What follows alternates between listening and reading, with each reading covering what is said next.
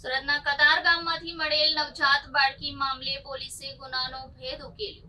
પોલીસે ડિલિવરી કરનાર મહિલા ડોક્ટર, રિક્ષા ચાલક અને બાળકીના માતા-પિતાની ધરપકડ કરી છે.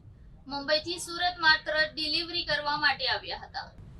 કતારગામ વિસ્તારમાં આવેલ અનાથ આશ્રમના ગેટ પરથી રવિવારના રોજ એક નવજાત બાળકી મળી આવી હતી. બાળકી પર કીડીઓ ચડી જતા તે ખૂબ જ રડતી હતી, જે બાદ સ્થાનિક લોકો દ્વારા તાત્કાલિક 108 એમ્બ્યુલન્સ મારફતે બાળકીને નવી સિવિલ હોસ્પિટલ લઈ જવામાં આવી હતી.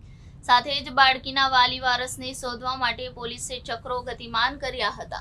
આ અંગે ડીસીપી પિનાકીન પરમારે જણાવ્યું હતું કે ત્યજી દેવાયેલી બાળકીનું 2 દિવસની સારવાર બાદ મોત થયું છે, જે બાદ પોલીસે બાળકીના પરિવારની ધરપકડ કરી આગળની કાર્યવાહી હાથ ધરી છે. વધુમાં તેમણે જણાવ્યું હતું કે સુરતના કતારગામ પોલીસ સ્ટેશનની હદ વિસ્તારમાં 2 દિવસ પહેલા એક નવજાત બાળકી કતારગામ અનાથ આશ્રમના ગેટ પરથી મળી આવી હતી, જેમાં પોલીસે અજાણી મહિલા વિરુદ્ધ ગુનો નોંધી વધુ તપાસ હાથ ધરી હતી.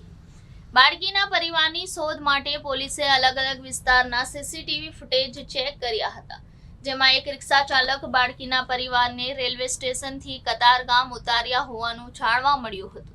ડીસીપીએ જણાવ્યું હતું કે બાળકીના વાલી વારસ મૂળ મહારાષ્ટ્રના વતની હોવાનું તપાસમાં ખુલ્યું છે.